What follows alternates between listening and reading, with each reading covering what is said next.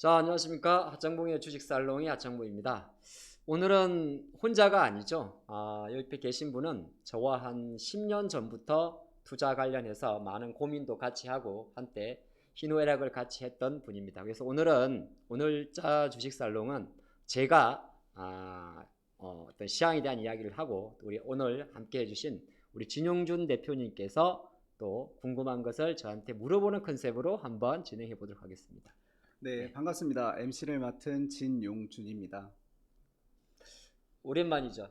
네, 네, 참 아주 오랜만이에요. 알아보시는 분도 계실 거예요. 있죠. 네, 그리고 제가 대표님 이렇게 초대하면서 되게 부담스러웠어요. 왜요? 너무 잘생겼어. 아, 저희가 팬층이 되게 많습니다. 오늘 이 영상을 보시고 저희 이제 많은 주식 클래스 우리 구독자분들이, 왜냐하면 저희가 이 컨텐츠에서 둘이 하는 게 처음이에요. 아하, 예. 영광입니다. 제가 이제 TV 쪽에 했던 거를 같이 공유한 적은 있는데, 네, 또 첫 번째 이제 게스트면서 진행자의 어떤 포지션을 제가 모셨으니까 네, 이제 우리 대표님께서 이 방송을 보시는 구독자의 입장에서 정말 진솔하고 궁금한 것들을 네. 많이 저랑 같이 이야기했으면 좋겠습니다. 오늘 질문 잘해 보겠습니다. 네. 네, 시작할까요? 네. 자, 일단 첫 번째로 궁금한 게요. 엊그제만 하더라도 7월 초에 2600선 다시 돌파한다고 다들 신났던 것 같아요. 네. 근데 요즘에는 날씨만 더워지고 증시는 폭폭폭 떨어져서 어느새 2500선까지도 무너지는 거 아니냐는 걱정들이 많습니다. 지금 이게 어떻게 흘러가는 걸까요? 그러니까 저희가 이제 6월 중순부터 해가지고 장이 좀 꺾였었거든요. 네, 네, 꺾였다가 이제 7월 첫 거래일은 반짝 올랐었어요. 뭐 배터리도 좀 올랐었는데 이번 주 들어서 한 4거래일 동안 지금 2,600포인트까지 갔다가 지금 제가 차트도 좀 띄워놨는데, 그리고 차트만 놓고 보면 지금 말씀하신 대로 이거 이러다가 2,500 깨는 거 아니냐 이렇게 좀 볼 수도 있고, 네, 또 한편으로는 오늘 삼성전자가 실적 발표를 했는데 거의 뭐 6천억 정도 나왔어요. 지금 네, 7만 전자도 이제 뭐 이탈하려고 하다 보니까 투심이 조금 안 좋았는데, 약간은 사실 지금은 제가 요 예단을 할 수가 없어요. 제가 여지간해서는 네, 저는 이제 여러 가지 뭐 매크로 변수 이렇게 해서 지수에 대해서 저점도 잘 잡는데, 지금 이렇게 생각보다 여러 가지가 복잡하게 섞였던 한 주였던 것 같고, 또 네, 다음 주도 마찬가지일 것 같은데 하나씩 조금 정리해 보면 해외부터 좀 봤습니다. 미국은 지수는 별로 움직인 건 없어요. 근데 음, 미국이 조금 기분 나쁜 건 뭐냐면, 이 차트를 조금 보시면 미국 지수가 요게 이제 미국 지수인데 지수만 놓고 보면 나스닥입니다. 그냥 33,900 가려고 하다가 지금 잠깐 밀렸거든요. 근데 여기서 올라가면 상관이 없는데 밀려버리면 이제 피곤해지는 셋업이 되는데, 아하, 미국에서는 사실 뭐 그런 이야기는 나왔었어요. 뭐 테슬라는 지금 견고하고 네, 엔비디아는 약간의 뭐 변동성은 있고, 네, 또 메타 같은 경우는, 야, 이 참, 혹시 페이스북 하세요? 그럼요. 그래서 메타가 새로운 이제 트위터에 대한 스레드라는 네, 어떤 또 소셜 관련 뭐 트위터 같은 걸 개정이라 해야 될까? 플랫폼을 또 만들고 있나 봐요. 네, 그걸 만들었는데 뭐 네, 런칭하자마자 뭐 구독자 가입자 회겠죠. 네, 뭐 3천만 명, 4천만 명 가다 아, 보니까 네, 종목만 보면 미국은 사실 지수에서는 별로 변동성 없었던 것 같아요. 일단 이렇게 볼 수 있고, 근데 약간 이제 제가 다른 나라를 봤는데 중국은 조금 좀 그래졌습니다. 중국이 사실 이번 주가 조금 우리 투자분들도 되게 힘들었던 게 뭐냐면, 옐런 재무장관이 21년도에 취임하고 2년 만에 중국을 가는데, 네, 뭐 가기 전부터 조금 잡음은 있었어요. 뭐 예를 들어서 갑자기 중국이 또 아시겠지만은 계속 그 뭐 원자재, 배터리 네, 포함해가지고 반도체 원자재 같은 것도 수출 규제한다고 그러고, 네, 또 7월 달에 원래 어떤 일정이 있냐면 지금 6월 달 증시의 가장 큰 키포인트가 엔비디아였는데, 네, 그러니까 또 엔비디아에서 나온다는 그 AI 반도체 칩을 미국 상무부가 약간 이제 저가형 모델 A800이라고 하는데 이거를 네, 이제 수출 규제 품목에 포함시킨다. 약간 음, 첨예한 상태에서 이제 옐런 재무장관의 방중이 있다 보니까 시장에서는 처음에는 저도 마찬가지였어요. 처음에는 그러면은 또 미중 무역 분쟁 좀 풀려고 하는 거 아닌가? 그럴 수 근데 있겠네요. 예, 그게 이제 7월 6일부터 9일까지 공식적으로 일정인데, 그 앞 만나기 전날 또 서로 뭐 또 미국은 또 중국에다가 네, 클라우드 부분까지도 수출을 규제한다 그러거든요. 아, 그러니까 미국이 또 중국은 여기서 받아치고 일각에서는 그런 이야기도 해요. 네. 한 달 전에 우리나라 증시가 글로벌 증시가 2600까지 갈 때가 사실은 미국이 부채 한도 협상 이슈가 있었습니다. 근데 부채 한도 협상이 나오면서 어느 정도 극적으로 타결하면서 지수가 또 약고의 5월 달에 눌림을 갖고 2650까지 갔었는데 네. 그때 그런 말을 좀 했었어요. 어떤 이야기를 했냐면 야, 부채 한도 협상이 통과됐다는 말은 미국이 또 국채를 발행하는 거잖아요. 그럴 수 있죠. 그 예산은 늘리는 거니까. 네. 우리로 치면 마이너스 통장 늘려주는 거니까. 그럼 국채를 발행을 해야 되는데 그 국채를 누가 사주냐 이거죠. 그 누군가 사줘야 될 건데 그게 원래 지금은 좀 결이 바뀌어서 전 세계 미국 국채를 가장 많이 갖고 있는 나라가 일본이에요. 지금은 일본. 옛날에는 중국이었거든요. 네. 약간 여러 가지 말들이 나와요. 일각에서는 야 그러면 옐런 재무장관이 미국도 좋은 쪽이죠. 뭐 예를 들어서 좋은 쪽으로 중국이 다시 미국 국채를 좀 사줄 수 있게 그러려 그러면은 아시겠지만은 또 약간 풀어야 되고 그러니까 아무것도 나온 게 없는 이런 상황인데도 불구하고 지금 말했던 내용은 별로 나쁜 건 아니에요. 나쁜 건 아닌데 시장이 이제 여러 가지 변수에 제가 생각할 때는 코스피가 이렇게 험하게 100포인트 이상 좀 100포인트 빠졌어요. 그래서 지금 제가 아까 우리 물어보셨잖아요. 2500선을 지킬 수 있을까? 요거에 대한 답은 지금은 저는 못 내리겠어요. 깰 수도 있다고 보시는 걸까요? 깨는 게 문제가 아니고 네. 깨는 과정이 기분 나빠요. 아하. 제가 이제 뭐 대표님도 그렇지만 주식이 보는 게 급하게 빠지면 사실 네. 어디가 어딘지 모르잖아요. 그렇죠. 특히나 이제 제가 이렇게 전저점을 이탈할 때. 그래서 네. 일단은 지금은 제가 좀 마음을 좀 비워놓고 있어요. 어쩌면은 살짝 깨더라도 빨리 반등하는 게 나을 수도 있겠네요. 그 그렇죠. 정도만 돼도. 우리 또 그런 이야기 하잖아요. 깰려면 시원하게 깨버려라. 근데 우리가 그래야 빨리 반등한다 이야기 하잖아요. 네. 근데 그거는 빨리 반등했을 때 이유예요. 그렇죠. 근데 아까도 얘기했지만 지수가 이렇게 100포인트가 4일 동안 빠지는 거는 변동성이 꽤 큰 장이잖아요. 그러면 뭔가가 해결이 돼야 돼요. 예를 네. 들어서 명확하게 지금 제가 아까 중국은 어떻고 미국 어떤데 결론을 못 내드렸잖아요. 그러니까 지금 생각보다 우리 저 자막 나오는 것처럼 방향성에 대해서 너무 선을 그으면 안 될 것 같아서 일단은 조금 자기가 시장이 자동적으로 조금 정화될 때까지는 저는 사실 쉽게 저점을 논하지 않는 게 좋을 것 같습니다. 위든 아래든 확실히 방향성이 결정이 아직 안 됐다고 보는 게 맞겠네요. 섣불리게 뭐 네. 기술적 분석 들어갔다가 잘못하면 네. 사람 욕심이 왜 자꾸 저점을 잡고 싶던 욕심이 있잖아요. 네. 근데 그 욕심이 때로는 화를 키우니까. 아, 네. 이어서 좀 관련된 질문인데 네. 요즘에 그 선물 매도 현황을 보니까 외인 선물 매도가 벌써 5만 거래 이상 벌써 매도를 했더라고요. 이게 추가로 주가 하락이 될 수 있는 좀 영향을 주진 않을지 이건 또 어떻게 해석할 수 있을까요? 그렇죠. 이제 일반 주식 하시는 분들은 뭐 외국인 매수는 들어봤는데 갑자기 선물이란 단어가 낯서신 분도 많아요. 네.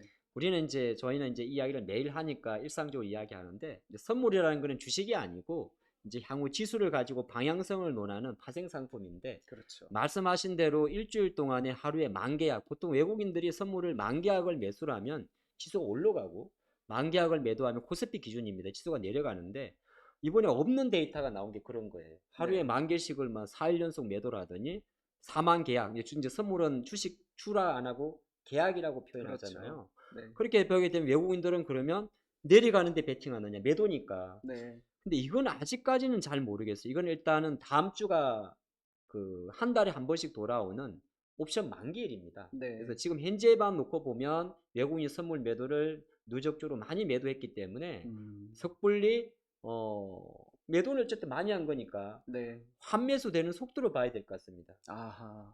얼마나 빠르게 변동하는지를 봐야겠군요. 네, 그래서 아까 제가 말씀드린 마찬가지로 지금 보이는 이 차트하고 네. 외국인 선물 매도만 놓고 보면 제가 원래 저점 엄청 잘 잡거든요. 그럼요. 저도 항상 궁금해하는데. 네. 제가 시황을 가지고 주식 클래스 우리 구독자분 맛이 아니게 시황을 가지고 이렇게 꼬리 내리는 경우는 흔치는 않아요. 네. 그건 왜 그러냐면 시장에 없는 데이터가 나올 때는 한 박자 뭔가 우리가 이제 정리될 때까지는 좀 기다려야 될 것 같은데 일단은 저는 선물 매도가 많은 거에 대해서 신경은 좀 써야 된다 생각을 합니다. 대신 선물 매도가 많기 때문에 다음 주도 무조건 100포인트 빠집니다라고는 말을 못 하겠고 다음 주 목요일이 그래도 만기일이니까 다음 주에는 외국인 선물 매수가 들어오는 걸 보면서 저점을 조금 보지 않을까 그 생각을 해봤습니다. 네. 여러분, 하 대표님이 이렇게 살짝 조심스럽게 말씀하실 정도면 지금은 섣부른 판단보다는 조금 더 느긋하게 지켜보시는 것도 좋을 것 같습니다. 뭔가 결정이 조심스러운 시기네요. 네. 자, 그리고 요즘 이걸 또 안 여쭤볼 수가 없어요. 에코프로를 빼놓고 또 시장을 얘기 할 수가 없죠, 이게. 네. 그게 보면 배터리 소재가 지금 거의 뭐 마이웨이입니다. 독주 체제가 언제까지 이게 지속될지 뭐 고점도 잘 잡으시잖아요. 아니 에코프로는 함부로 고점을 논하면 안 되고 그렇습니까? 예, 이제 같은 이야기인데 지금 에코프로 주주분들은 세상 기분 좋아요. 어, 지금 앞에 전반부는 아예 그냥 스킵을 할 것 같아요. 왜 네. 그러냐면 에코프로가 신고가니까. 음, 그러다 보니까 요거는 앞에 조금 이야기하던 거 시장 잠깐 보면서 에코프로 이야기로 넘어가겠습니다. 네. 제가 코스닥 지수를 띄워놨는데 코스닥 지수를 놓고 보면 코스피처럼 위협이 느껴지진 않아요. 아직까지는. 물론 네. 이제 이게 대신 기술적 분석은 사실 보는 관점에 따라 다른데 이렇게 보게 되면 아직까지 분명히 쏟아질 수 있는 자리에 있긴 있는데 뭐 아직은 예측할 수는 없어요. 근데 네. 이제 아까 말씀하신 대로 문제는 어디 갔어요? 도망을 갔네요. 에코프로가 지금 98만 원이에요. 예, 이제 많은 주주분들이 그랬거든요. 100만 원 가자 그랬거든요. 어, 그래서 이제 에코프로는 사실 저희가 뭐 예측한다는 건 그렇고 저도 이제 많이 말씀드렸습니다만은 지금 현재 수준에 제가 느낀 에코프로의 파워는 우리가 누지하다시피 공매도 세력의 환매수라 말고는 평가할 수가 없어요. 아하. 그리고 에코프로 주가가 4월 달에 이제 한번 슈팅이 났다가 여러 가지 분석에서 매체를 통해서 이야기를 드렸지만은 실제적으로 80만 원 이상의 가격에서는 전부 다 외국인 공매도 세력들의 쇼커보 쉽게 말해서 손실 구간이기 때문에 네. 지금 우리가 100만 원이 중요하지 않은 100만 원은 심리적 가격이잖아요. 그렇죠. 그럼 여러분들 우리 대표님 혹시나 에코프로가 100만 원에 올라가면 파실 겁니까? 그러게요. 설마 100만 원 갈까 했는데 100만 원 가버렸어. 이걸 한 주는 과연? 한 주는 팔 수 있어요. 사람들 심리가. 그렇죠. 근데 어떤 분은 에코프로에 지금 영혼을 바치는 분도 대한민국에 되게 많거든요. 네. 근데 100만 원이란 거는 이제 쉽게 말해서 내가 주식을 뭐 30만 원에서 100만 원에 한 주를 팔았다 그렇게 볼 수도 있겠는데 아마 100만 원의 주식을 팔 것 같지는 않고 우리가 네. 에코프로 100만 원 갑니까라고 하는 거는 이제 그 이상의 욕심을 낼 수가 있는 거겠죠. 아, 근데 지금 에코프로 같은 경우는 제가 여기 투자자별 동향을 보면 되는데 그냥 그렇게 보시면 어떨까 싶어요. 때로는 주식을 분석할 때 이게 제가 LG가 난 거 다른 거, 뭐 에코프로도 올라가고, 뭐 LNF도 올라가고, 아니면은 뭐 코스모 화학도 많이 올라가면 배터리 전체 시장에 대해서 LG 에너지솔루션 또는 뭐 테슬라 이런 이야기를 할 겁니다. 네. 근데 지금 현재 6월달, 7월달에 이루어진 에코프로의 80만 원 돌파 이후의 흐름 자체는 여기 외국인들 수급인데 철저하게 공매도 세력의 쇼커보가 높습니다. 네, 음, 높고 에코프로가 아시겠지만은 전체적으로 공매도 대차 잔고가 가장 높던 종목이에요. 네. 그런 관점에서 제가 볼 때는 저는 이런 만약에 꼭 에코프로가 아니다 하더라도 이런 정도의 공매도 쇼커버가 나오는 종목들은 굳이 내가 목표점을 정할 필요는 없다고 생각을 합니다. 상황에 따라 좀 대응을 하는 게 그럼 나을까요? 때로는 주식을 하다 보면 운빨이라는 게 있잖아요. 지금이 바로 그 순간인가? 아니, 그러니까 네. 주식이 이게 나쁘다는 이야기가 아니라 뭐 실적이 좋아서 매수를 하고 기관이 사서 올라가고 이렇게 하면 좋은데 에코프로는 지금 물론 그것도 맞습니다.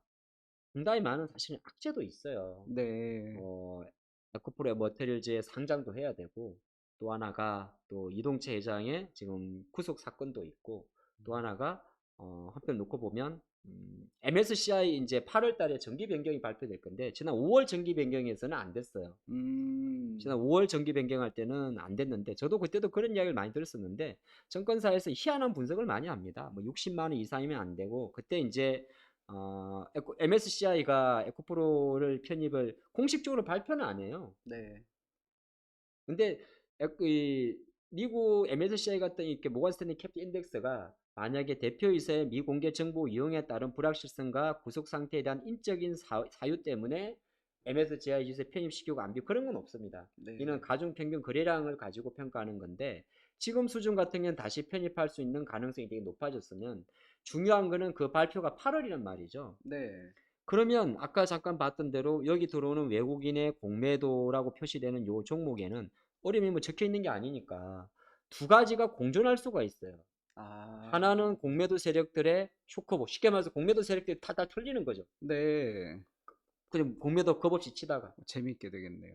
지금 뭐 우리끼리 하는 이야기인데 네. 설설설에 의하면 4월 달에 한 10개 정도가 넘어졌고요. 네. 지금 여기서 올라갈 때마다 이제 이쪽 친구들은 그냥 장렬히 가는 게 문제가 아니거든요. 그럼 요 수급 하나 있고 또 하나가 뭐냐면 만약에 MSCI가 실제적으로 편입이 된다면 편입 이후에는 보통 빠져요, 발표가. 네. 근데 그 전에는 선제적으로 매수가 들어오는 물량도 있기 때문에 기대감도 네, 있죠. 일단 에코프로의 상승 같은 경우는 미리 예단하지 말고 이 네. 하나만 본다면 독주 체제 그리고 100만 원을 넘어갔을 경우에도 그냥 무리해서 우리가 생각할 때 뭐 5월선은 이렇게 뭐 아주 단기적으로 기술적으로 뭐 5일선을 평균을 이동한다든지 네. 아니면은 뭐 지난번 그때처럼 뭐 갑자기 지수가 뭐 7% 이상 빠진다든지 그때가 아니라면 보는 길대로 보는 게 맞지 않나 생각을 합니다. 아, 이게 사실 기간만으로 보면 벌써 두 달간 2배 이상 오르는 거예요. 그죠?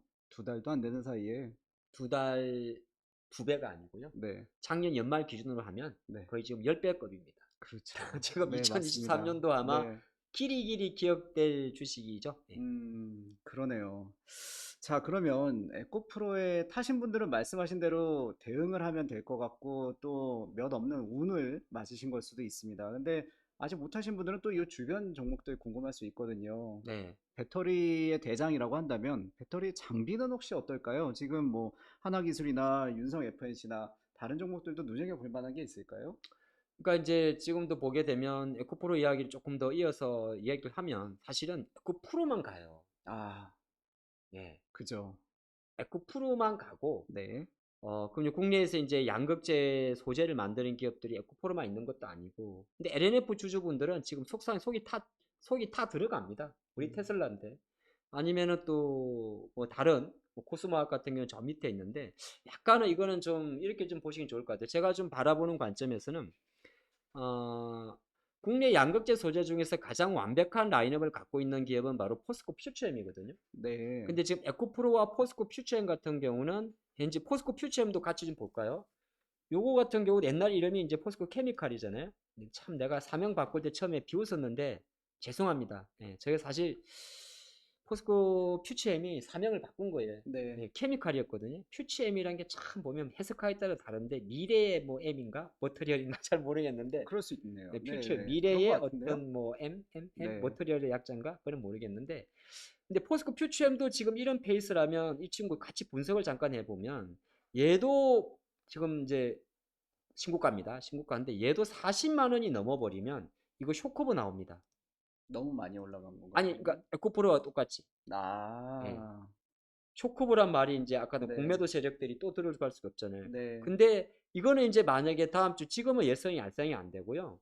만약에 포스코 퓨처엠도 오늘 아마 외국인 매수 들어왔을 것 같아요. 좀 들어왔는데 이게 또 공매도가 워낙 많았기 때문에 에코프로 정도까지는 모르겠습니다만은 만약에 다음 주 다른 소재들을 보시는 분들 네. 지금 장비 넘어가기 전에 나는 뭐 다른 거 뭐 코스모 신소재 들고 있는데 아니면 나는 어쨌든 간에 LNF를 들고 있는 하시는 분도 일단 에코프로란 기업은 이제 100만 원 넘어갔을 이후에 탄력성을 보면 되는데 생각보다 100만 원 넘으면 제가 조금 오버하면 조금 더 변동성이 좀 커질 수도 있을 것 같아요. 음, 예, 그거하고 그렇게 됐을 때 포스코 퓨처엠이 다음 주에 40만 원을 넘었을 때 속도에 따라서 아마 기타 소재 관련주들의 움직임이 좀 판가름되지 않을까. 그래서 뭐 코스모 신소재, 코스모화 요 정도? 예, 음, 요 정도까지 보시는 분들은, 어, 다음에는 에코프로의 100만 원만큼이나 포스코 퓨처엠도 좀 같이 보시면 좋겠다. 그런 말씀 드리겠고, 음, 아까 잠깐 저한테 물어본 게 장비주 물어보셨잖아요. 네. 장비주도 사실 한 두 친구 정도만 살아있어요. 아, 그래요? 예, 물론 보는 관점이 또 다른데, 하나가 이제 하나 기술이고요. 하나 예, 기술이요. 하나가 윤성이 FNC인데, 네. 두 종목에 공통점이 있습니다. 뭘까요? 하나기술하고 윤성이 FNC도 물론 이제 윤성이 FNC 같은 경우도 믹싱 장비 다 들어가고 하나기술도 뭐 이 전국 공정에서 배터리 장비의 선단 공정에 들어가는데 두 회사의 공통점이 뭐냐면 세 개 뭐 SK, LG, SDI 이렇게 원형, 각형, 파우치형 모두 다 적용할 수 있는 장비를 갖고 있다는 거죠. 아, 두 회사가 모두요? 네, 물론 거기에 비중만 좀 달라요. 하나기술 같은 경우는 그 전국 공정 자체가 삼성, SK, 그러니까 다 지금은 약간 통합이 됐는데 예전에는 이제 만약에 LG 같은 경우가 파우치형에 좀 특화되어 있었고 그리고 SDI가 각형에 좀 특화되어 있었고 이렇게 됐단 말이에요. 근데 이 하나기술도 세 군데 다 적용할 수가 있고 또 이제 윤성 FNC도 마찬가지거든요. 네. 그 장비들 같은 경우는 좀 괜찮은데 또 나머지 친구들도 무조건 나쁜 게 아니라 7월달 같은 경우는 이제 실적 시즌이잖아요. 그렇죠. 네, 실적 시즌이거든요. 네. 그러니까 오늘 삼성전자가 LG전자가 실적 발표했는데 출발은 되게 나빴어요. 나빴는데 이제 실적 시즌으로 가게 되면은 사실 6월 달 하순에 워낙 반도체 장비 회사들이 많이 올라가면서 배터리 장비 회사들이 조금 내려갔던 게 있는데 네. 이제 실적으로 갔을 때는 결이 좀 바뀔 수가 있어요. 왜 그러냐면 배터리 장비 회사들은 PNT도 그렇고 코인테크도 그렇고 탑모티리얼도 그렇고 많은 배터리 장비 회사 하나기술도 아까 마찬가지고 수주 잔고가 생각보다 많이 쌓여 있습니다. 제가 오늘 뭐 그래프는 준비 안 했는데 거의 수주 잔고가 다 조선소수만큼이나 상향 그래프. 그러면 7월달, 8월달로 넘어가는 실적 시즌에서 어차피 AI 반도체도 그렇고 배터리 장비도 그렇고 모멘텀 플러스 실적인데 네.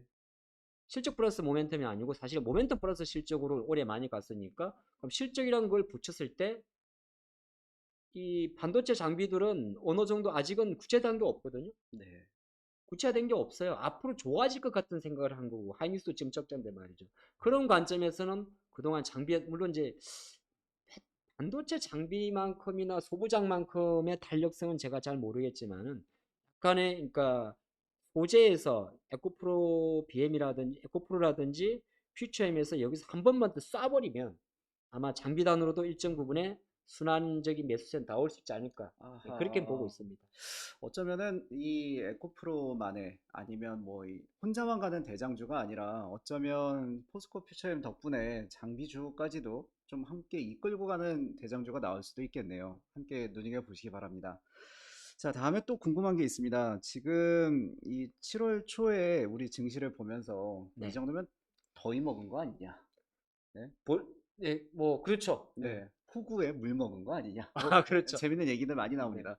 근데 이게 만약에 반전을 하게 되면 지금은 떨어질 수 있는 요인들을 분석해 주는데 사실 투명하진 않아요. 혹시 반전할 수 있는 요인들 좀 눈여겨 보시는 어떤 재료들이 있을까요? 네, 그래서 아까 우리가 처음 시작할 때 갑자기 정시가 왜 2,500을 취지를 논할 정도로 빠졌냐 이야기를 할 때 네, 제가 사실 글쎄요, 뭐 미국은 금리는 그렇게 반응하는 것 같지는 않고 미국 지수만 놓고 보면 아직은 잘 모르겠습니다. 아직 뭐 우리가 긴급하게 시향을 논할 정도는 아닌 것 같습니다라고 했습니다만은 한 가지 걸리는 부분은 이제 미국이 13일 날 네, 6월달 물가지표가 발표됩니다.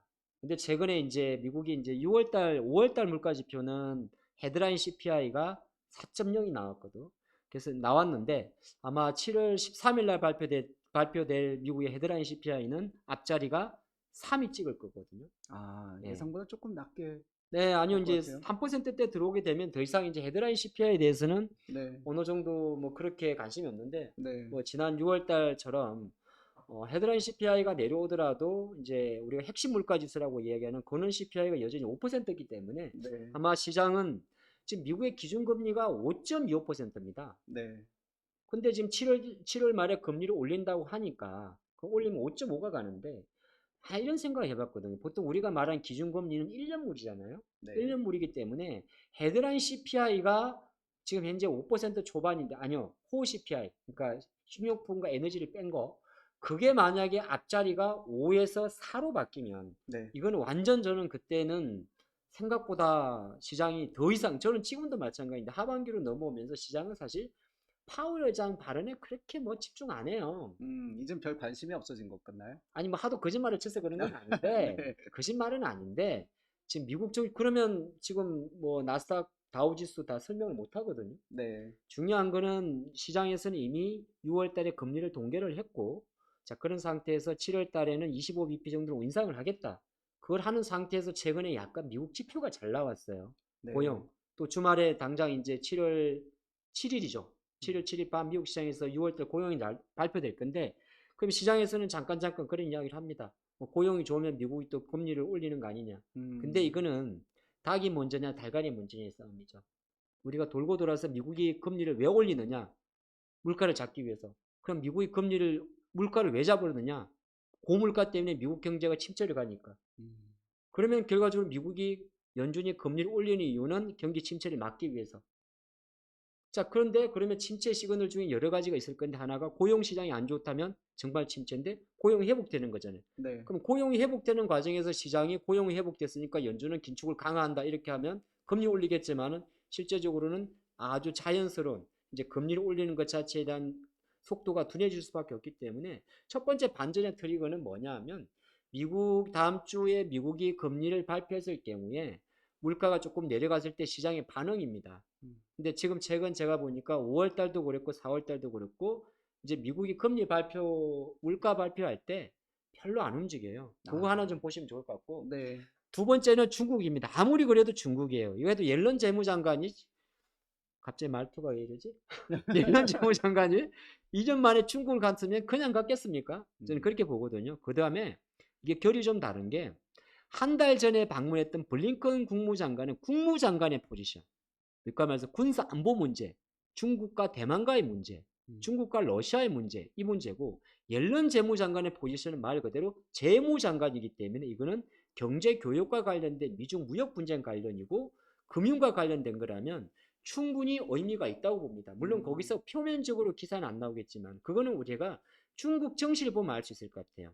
제가 지금 잠깐 상해 정시 차트를 띄워놨는데 중국 증시는 아직까지는 잘 몰라요. 근데 중국이 오른다고 우리가 오르는 건 아닌데 중국이 내리면 뭐가 안 좋은 거거든요. 우리가 말로는 중국이 부양책 했는데 사실 본 게 없으니까 그래서 중국 증시가 올라가는 것도 하나의 반전의 트리거가 되지 않을까. 일단 그렇게 보고 있습니다.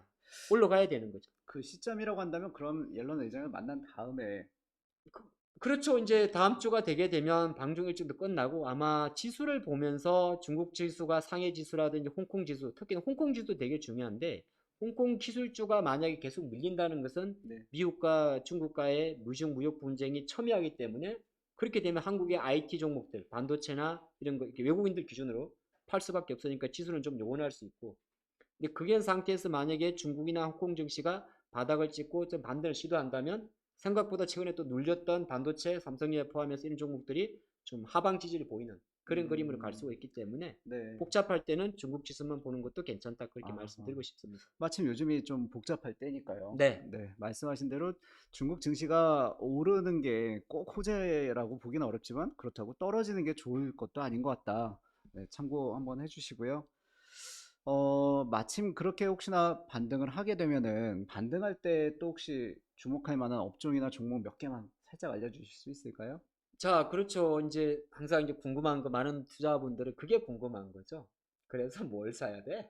그럼요. 네. 우리의 핵심은 우리가 뭐 이코노미스트도 아니고 그래서 뭘 사면 되는 거야? 삼성전자 사면 되는 거야? 그런 거잖아요. 어쨌든 지수가 빨리 급락을 했다는 말은 뭐냐 하면 지수가 빨리 급락할 때 원인이 됐던 종목이 먼저 올라오기 때문에 일단은 지수 코스피를 좀 보시는 분과 좀 나눠야 될 것 같아요.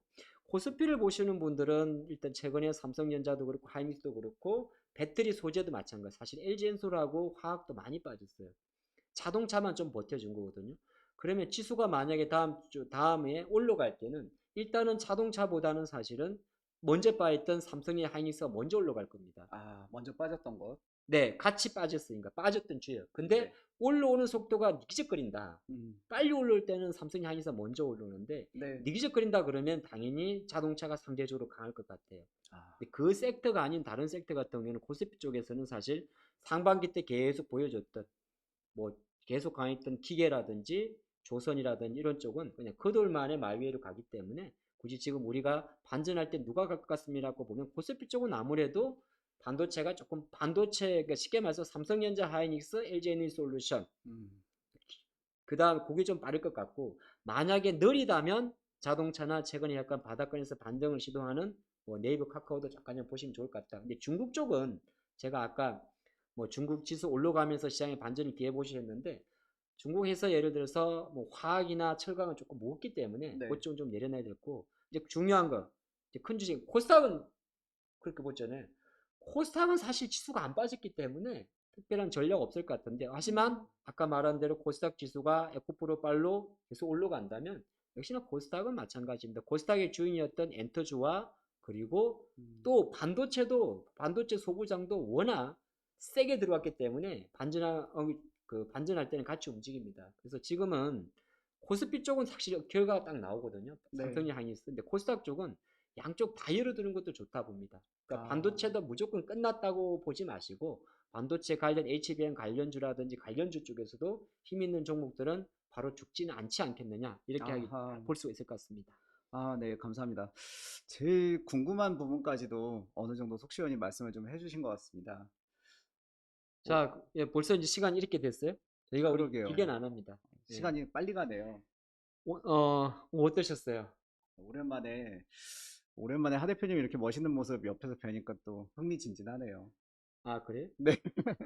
저희가 우리 진 대표님을 모신 게 저희가 주식 클래스가 제가 이제 컨텐츠 자체가 매일 이제 혼자 찍는데 이렇게 해서 이제 서로 또 좋은 인사이트도 함께 나누고 또 첫 방송에 바쁘신 중에도 아닙니다. 임해 주셔서 감사합니다. 그리고 우리 구독자분들 좋아요, 알림 설정 그리고 두루두루 예, 본 영상과 소문을 좀 많이 내주시면 감사하겠습니다. 그럼 주식살롱은 다음 주에 뵙겠습니다. 감사합니다.